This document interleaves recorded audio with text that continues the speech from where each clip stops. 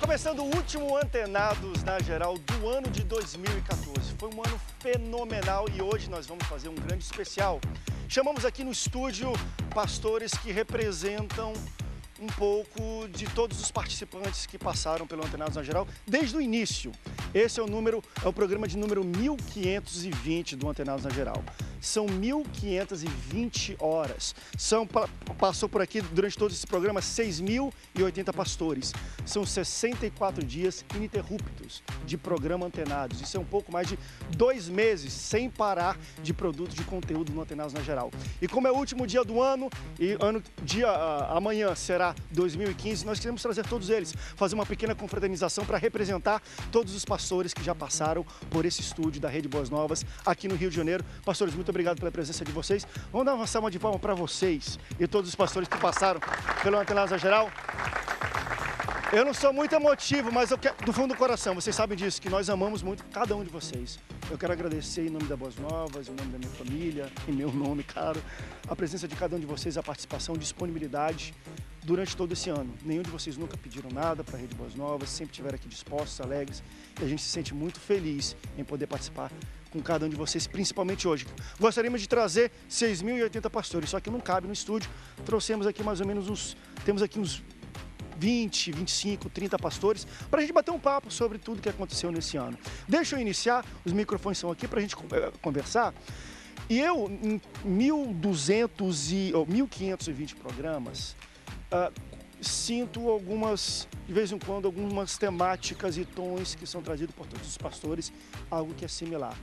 Eu achei que esse ano de 2014 foi um ano de muita, e eu acho que isso vocês também se cobram, muita crítica, porque como eu recebo pastores, quando vocês falam sobre a vocação do pastor, vocês são muito críticos. Né? Você fala, André, isso aqui é certo, isso aqui é errado, estou vendo muita coisa errada. E às vezes você tem um tom que tem muita coisa errada acontecendo, coisa que eu não acredito. E eu vejo em todos os pastores que passam aqui. Porém, se falou muito durante esse ano sobre a credibilidade do nome ou do título ou da vocação do pastor. Que pastor já foi, enfim, uma pessoa nobre, hoje não é tão nobre assim. Quando você se apresenta como pastor, as pessoas te veem diferente, não passa tanta credibilidade. E me pergunta é verdade isso? Vocês são pastores. Nos ambientes onde vocês convivem, trabalham, frequentam, vocês já sofreram ou sofrem hoje, coisa que não acontecia talvez antigamente, quando se apresentam como pastores? E qual é a posição de vocês quanto à qualidade pastoral que temos hoje na Igreja Evangélica Brasileira? Pode pegar o microfone com a pastora Rosânia. Vamos começar com as mulheres. Você já sofreu, pastora Rosânia, por se apresentar como pastor? E como você vê a qualidade de pastores no Brasil? Acho que sofrer pelo fato de nós estarmos realmente, como bem conhecido a frase, né, na contramão do mundo, sempre vai existir alguma diversidade. Mas graças a Deus eu tenho tido respeito, porque eu creio que como pastora, eu creio que é uma coisa muito forte. Representar, ser um embaixador de Cristo aqui na Terra é algo muito grande, é muito poderoso, é algo tremendo. Então eu creio que nós precisamos, como pastores, honrar aquilo que as pessoas esperam da nossa vida. E eu tenho buscado isso, graças a Deus eu tenho buscado. Já sofreu alguma vez? Até em coisas corriqueiras, não estou falando nem no dia a dia de igreja, vai fazer um pagamento, um empréstimo, uma coisa assim, a pastora, você sente que as pessoas mudam o tom quando você se apresenta como pastora? Não, graças a Deus não. Agora sobre a qualidade não terminamos, né?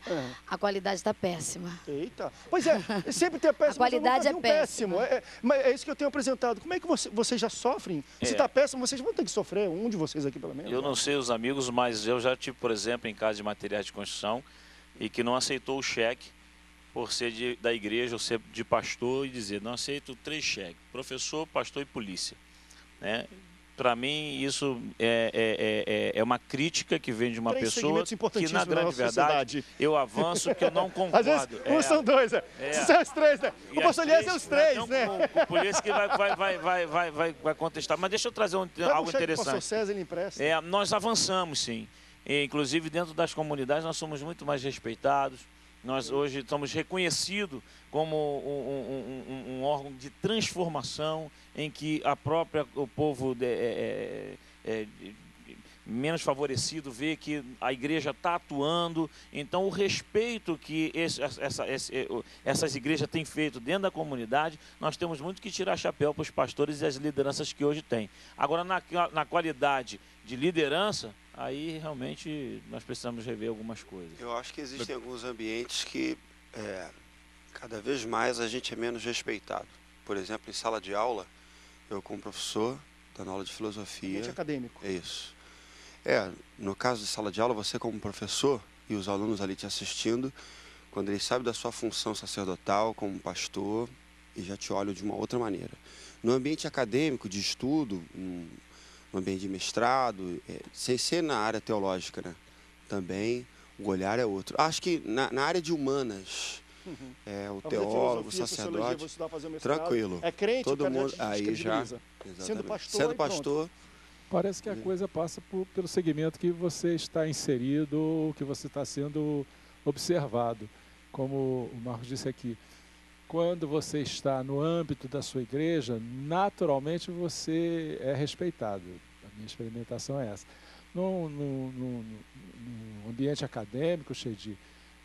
É próprio do ambiente, o questionamento, os posicionamentos, e eles fazem isso acentuadamente em relação ao pastor.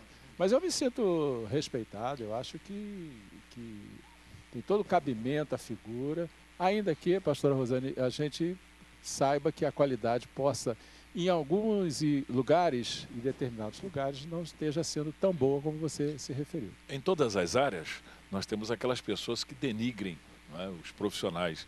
Em todas as áreas temos isso. Mas em se tratando do ministério pastoral, que já é uma relação direta com Deus, um compromisso com Deus, ou seja, são os homens portadores da mensagem de Deus para o povo, a mim, eu vejo, pelo tempo ministerial que tenho, é que está sendo preciso, não é, que tem uma boa parte que honra o ministério pastoral, mas tem uma massa que infelizmente denigre, e está sendo preciso resgatar a credibilidade do ministério pastoral. Por exemplo, eu sempre compro carro de 2 em 2 anos e troco de carro, 0 quilômetros.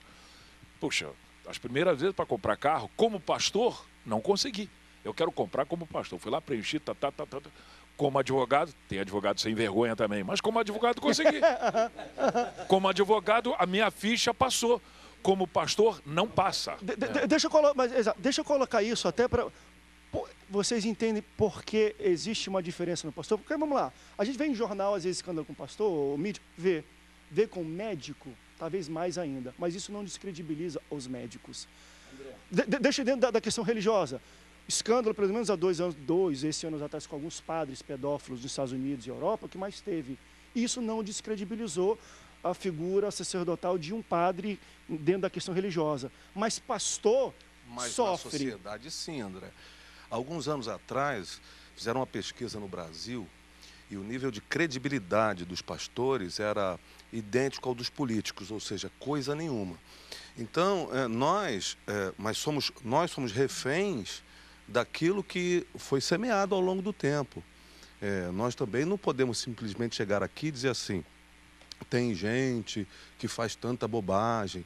Nós fazemos parte de um pacote de igreja evangélica no Brasil que, na verdade, não corresponde aos anseios nem do povo em relação àquilo que é o verdadeiro evangelho e muito menos de Deus em relação àquilo que seja uma liderança efetiva, que pode ser um testemunho, que seja um exemplo para os fiéis, segundo Paulo dizendo a Timóteo. Então, a gente também tem que colher o que foi semeado. Não adianta a gente dizer assim, nós aqui somos os éticos, porque já foi feito isso alguns anos atrás e o resultado não foi tão bom. Nós somos os éticos e os outros não são. Eu acho que o resultado e a visibilidade disso não é tão boa. O que nós precisamos entender é que nós precisamos, a partir de nós, ter uma convivência, porque quem convive com um pastor ético, ele vai perceber uma diferença. Então, quanto mais você conseguir conviver com a sociedade, mais você vai poder mudar a visão da sociedade sobre nós mesmos. Enquanto a gente permitir, embora isso aqui seja um canal de televisão, que a sociedade nos veja pela tela e aquilo que ela vê não é tão saudável, nós vamos ser avaliados de maneira péssima. Mas existe um fenômeno também, existe um fenômeno também que o brasileiro está acostumado com o padre, né? E o padre faz voto de pobreza. Então, a ideia de que o sacerdote é aquele com aquela batina, que não se casa, que faz voto de pobreza, que mora na casa pastoral Você tem essa atrás expectativa. da congregação. Né? O pastor não. Ele é de uma outra tradição cristã, evangélica, reformada, portanto ele acredita que ele pode casar, ele pode ter uma casa boa, um carro bom, ele pode trocar de carro a cada 2 anos, comprar um carro zero. E isso traz uma ideia, uma visão deturpada. Todo mundo vê, não, pastor gosta de dinheiro. Né? Não é. Quer dizer, existe uma parcela grande. Não, se você não gosta... Eu gosto, né? Eu gosto, Não, né? a questão é, a gente está falando do exagero, Não, mas é isso que fala mesmo, pastor, e vai dar teu dinheiro pro pastor, tem na igreja, vai dar dinheiro pro pastor. Agora, ainda se assimila muito isso. Já fui alvo de muita pastor chacota. evangélico. Uma vez num domingo, almoçando no restaurante, uma pessoa sentou à mesa, que tinha que alguém nos apresentou ele, perguntou o que nós fazíamos. Eu disse que era pastor. Isso era domingo, meio-dia, eu almoçando. Ele, você não devia estar trabalhando hoje?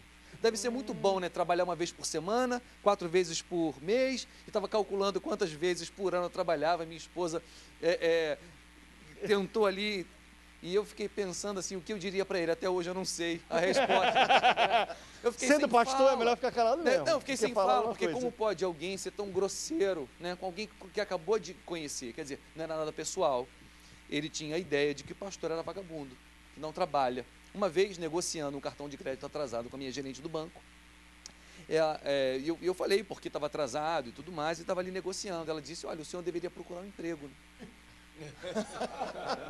A suposição de que pastor não trabalha. Pega o microfone. Queria falar o seguinte, eu sou otimista, quero ser otimista, palavra do pastor César, do pastor Walter, palavra pautada, é otimista e real. Sobretudo, eu quero destacar 2 coisas importantes. O aspecto sociológico e eclesiológico. Sociológico é o seguinte, ele acabou de falar aqui agora. Há uma descredibilidade criada, na minha visão, dentro da própria igreja evangélica. Ele fez um apanhado histórico da questão da teologia da pobreza de São Francisco de Assis. Ou seja, na verdade, a ideia que se tem, o cara te encontrou no mercado. Ei, pastor, está passeando. O cara te encontrar em qualquer lugar. Eu falei mercado, ele podia te encontrar no meio da rua, ele podia te encontrar no estacionamento, ele poderia te encontrar no fórum, ele poderia, onde fosse. Ailton, e também quando liga para sua casa, você tinha que estar no fórum orando, né, dormindo. mano? Liga para sua casa. Não, Você está dormindo? Liga para casa, você estava lendo a Bíblia. Já que o senhor não está fazendo nada. Só para me concluir. Só para me concluir. Já que o senhor não está fazendo nada. É isso aí. Eu estou preparando uma mensagem. Então, é isso aí, o cara ligou, pastor, está fazendo o quê? Eu estou aqui estudando para pregar amanhã. Só não estou fazendo nada, vamos comigo ali. Então, essa é a ideia de que o pastor não faz nada. Agora, na Bíblia, por exemplo, 2 Coríntios 10:9, Paulo fala uma situação muito interessante. E aí eu quero terminar minha fala. Eu acho que tudo começa dentro da igreja. Quando um pastor chega novo na igreja, eu estou 10 anos na única igreja, eu pastorei na mesma igreja, então você já tem uma credibilidade. Mas até dentro da própria igreja, ainda que você seja uma pessoa séria, ainda que você trabalhe com seriedade, as pessoas conheçam você, sabem da tua vida, porque eu vivo na comunidade, né? Ou seja, mesmo assim, ainda tem pessoas que ficam, tipo assim, querendo lidar com você como se fosse o outro sei lá quem, um outro inexistente. Então Paulo fala assim, a igreja falou para Paulo, a tua palavra é fraca e a tua presença é desprezível, Paulo. Ou seja, desfizeram do apóstolo Paulo dentro da comunidade. Então, quando a comunidade, vamos dizer assim, celebra, entre aspas, o seu líder, o seu ministro, honra-o, não só financeiramente, mas honra-o com palavras, com respeito, aí a comunidade toda, não, aquele pastor, ele tem respeito da igreja. E aí ele vai dar um bom exemplo. Vamos para um rápido intervalo, daqui a pouco a gente volta ainda para ouvir alguns pastores, que é muito interessante isso que a gente está falando. Não sai daí, Antenados especial, fim de 2014, começo de 2015, a gente volta já já.